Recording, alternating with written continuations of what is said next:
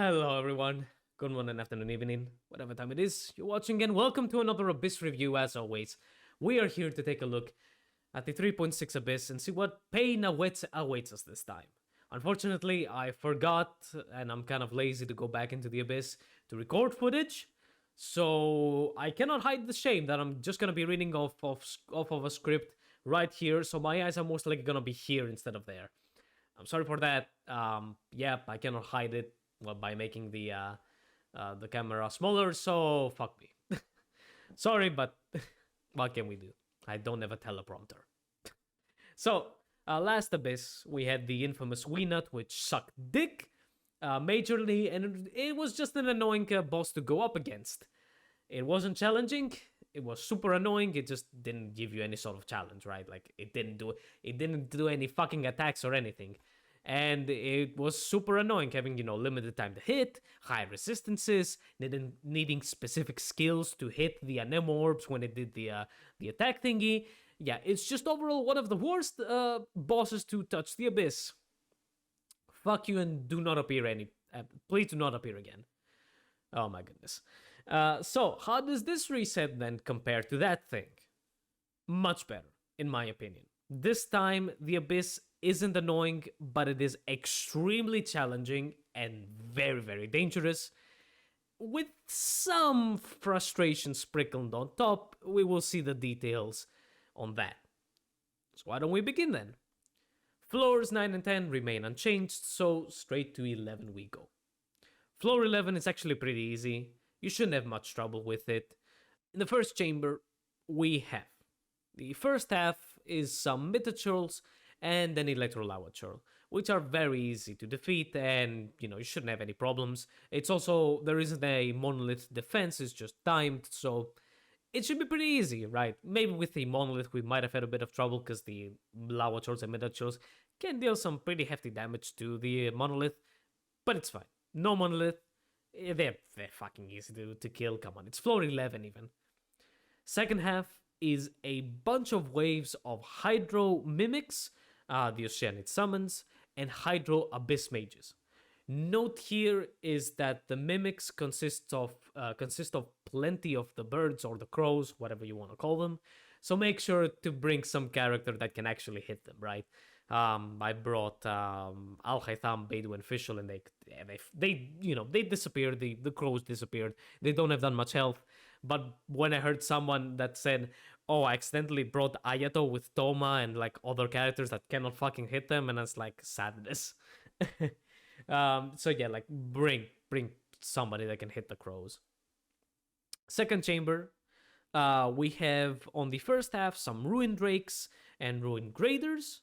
They're also super easy to take down, like the Mythochurls above, since again we're on floor 11. And then on the second half, we have the new Hilichurl Rangers and some Geovishaps.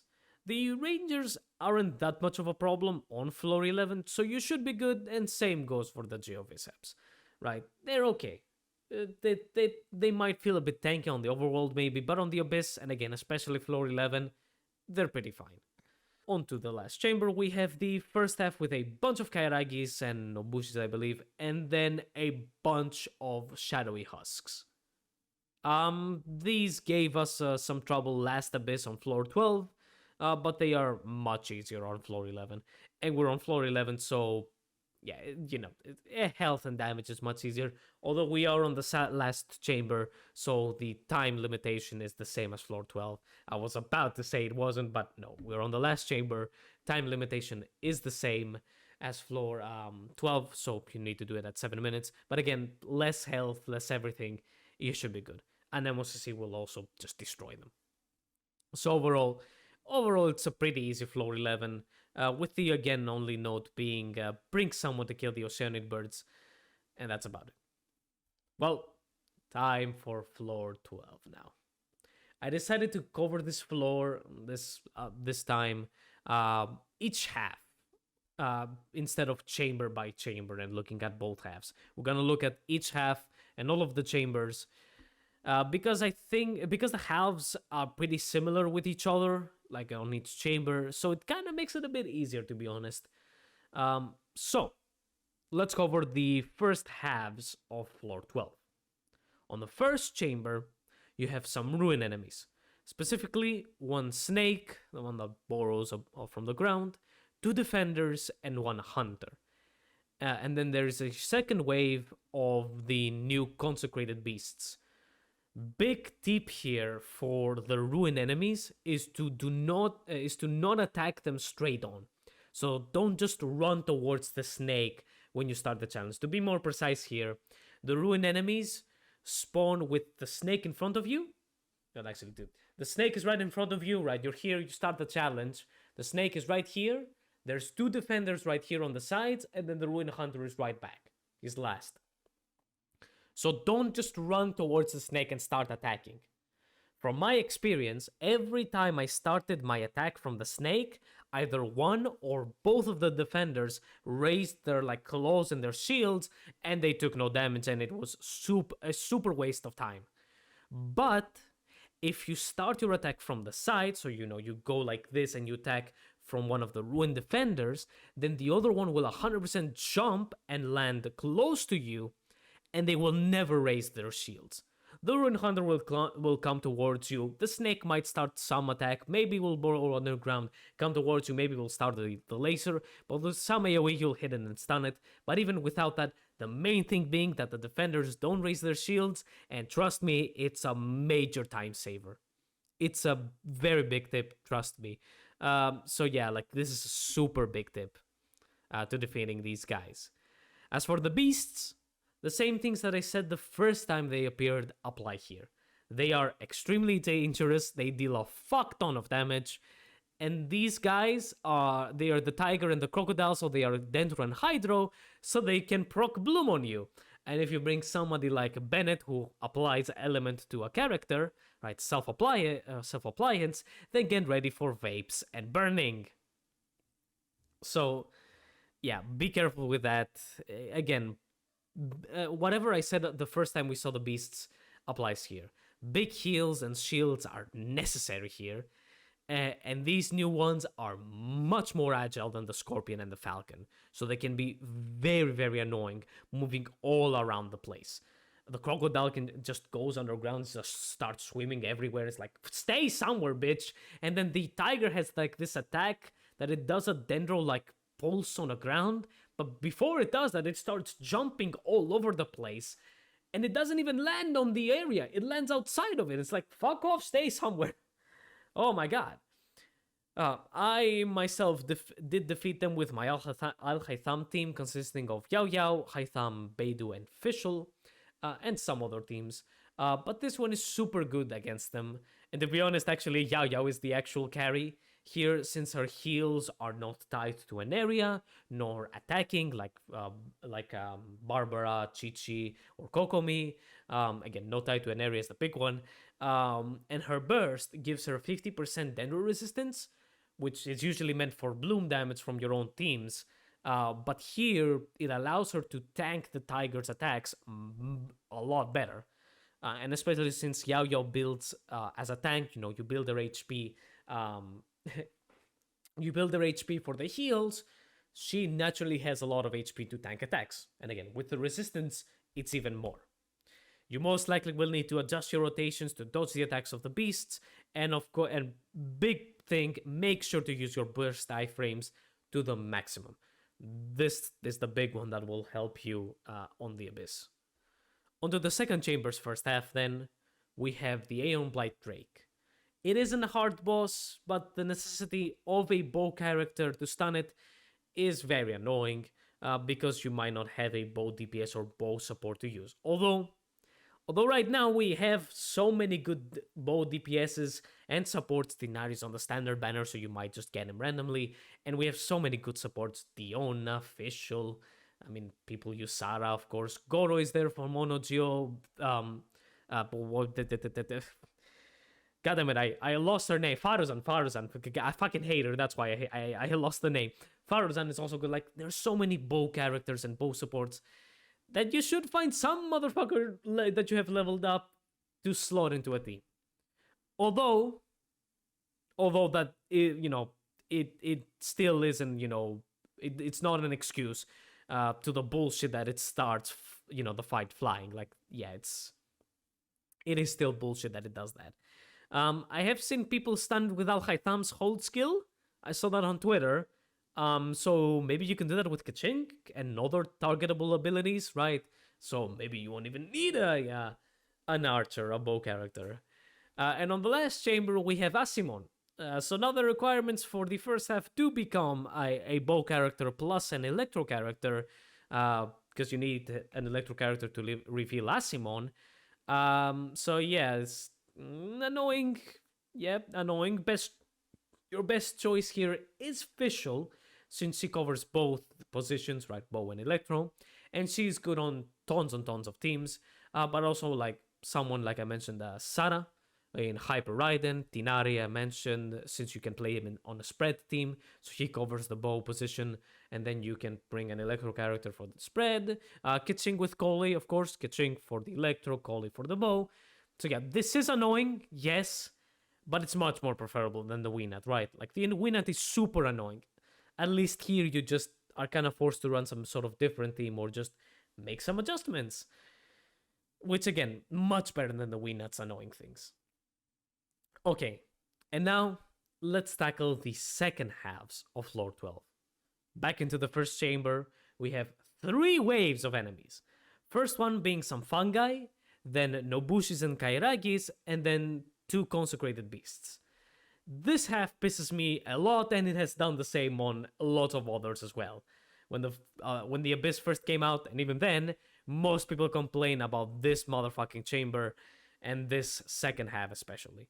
Here, the thing is that the Kairagis were added late into the beta. They didn't exist first, and they completely fucked this chamber. Someone 100% said we need to frustrate the players a lot into pulling for Nilou, because the second halves of floor 12 are built for her, and the problem here is that Nilou runs only one team composition. That is Bloom. That is her Bloom. That's her only thing. She's a fucking passive.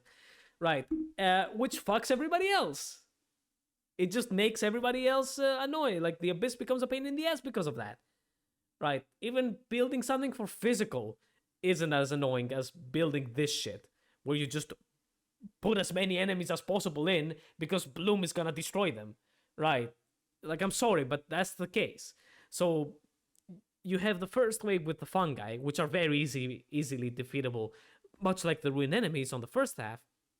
But then they decided to add the Kairagis, where the Nobushis and the Kairagis spawn on different sides of the arena. And not only that, none of them spawn close to you. Nor do they spawn like somewhere where, nor do they spawn on the other side of the arena where the beasts will spawn afterwards. Nope. The fungi spawn straight in front of you from the key. Then the Nobushis are on the left and the right. And then the beasts are behind you, as you spawn. It's like somebody 100% decided, fuck the players, pull for Nilou, fuckers. You are the wallets. You are wallets, pull. And that's what we get. Just a stupidly annoying half. And yeah. And also, they are a super waste of time, right? Because you need to run to one of the sides, and then you need to wait for the other enemies to come to that side. And also, don't forget to kill the Kairagis at the end at the same time, so that the one that stays alive doesn't reset his HP. And then here comes the consecrated beasts, which are the tiger and the scorpion. Quicken. Yay. What a fucked chamber, and especially what a fucked half. If anybody's pissed at this chamber again, it's because of this shit. If the halves were the same, right, and the Kairagis didn't exist, everything would be fine. Yes, the beasts are dangerous, but we wouldn't have bullshit time-wasting stuff. So, fuck this. Fuck 12-1. Fuck it. Onto the second chamber, we have 3 of the new Hilichurl Rangers of the Hydro version, and they spawn around you when you touch the key. They are a bit tanky, and they can deal hefty amounts of damage. Be super careful if you bring Bennett. They will vape and destroy you, but they go down. Like, they die. They go down. They are not annoying. really. And again, they die, especially with some AoE and also Anemo grouping. Venti Kazuha absolutely groups them up and kills them easily. After them, though, we have a wave full of Eremites. There are two spirit summoners, and then there's the cryo guy with the dual swords, and then the Hydro Daggers girl. Problem here is that, of course, the spirit summoners spawn their spirits immediately, and also both the Hydro girl and the cryo guy have elemental auras. So there's 6 enemies, 4 Eremites, 2 spirits, and now here comes the auras. So when the wave spawns, you're completely bombarded by the ice cage, the bubbles, the spirits, and all of their attacks. I did not get out of this chamber without at least one character dead if I didn't bring a shielder. Even with a healer, it was shit. Even with Bennett, I brought Bennett, yes, a Hydro cage and everything, but still, like, it's an absolute hell. I think I brought Xiao and people were dying. With Zhongli, like, I brought Huta and she survived. Like, fuck this, man. Without a shielder, it was hell. So, please, like, fuck this wave. At some point, I said, fuck you, and I brought Venti to CC their ass, and it all went good. Oh yeah, because I actually forgot to say they all spawn on different sides of the arena. Great. So yeah, bring Venti and just say fuck you. He saves this whole thing. Seriously. Last chamber, second half, is triple Genki. We saw them recently, actually. And on 12-3, they are dangerous. They deal more damage than 12-2. So yeah, make sure to dodge using burst iframes, bring a shielder or healer. So yeah, that's triple Genki has been around for quite a while. We saw them recently again, so you should already be ready for them. And here's the thing, I highly recommend tackling each chamber on its own. Change your teams, complete the chamber, and then go out of the abyss and change again for another chamber. Right, that's how I did it in the end, because I can't be bothered to put up with MiHoYo's bullshit. Right, I sticked with my Alchai Thumb team for the first half, mostly, and it did spectacularly. And as for the second halves, I started with Hutao Double Geo, because I saw the triple Genki, and I'm like, she's gonna easily kill them. And 12-3, of course, is the hardest one, because the enemies have most HP and damage. She cleared the first and second chambers with 2 stars, and it destroyed triple Genki. After that, I decided to bring Xiao for more AoE focused for the first and second chamber. I brought Xiao Double Geo. That cleared the first chamber nicely with 3 stars. It did okay on the second chamber, but then I just got pissed. And as I said, I mentioned I used the Venti to complete the second chamber. And as I got 36 stars. Fuck you, MiHoYo. I'm not pulling for Nilou. I fucking hate her guts. So yeah, this abyss is very dangerous with the beasts. And there is a splash of annoyance because the first half of floor 12 does have some character requirements for the bosses, and while the second halves are geared towards one team archetype, and they just become annoying, right? That's it. I shall see you in another video. Like the video and subscribe to the channel to help it out. Follow me on Twitch for daily streams. We started now after the Eastern holidays. And also follow me on Twitter for random stuff.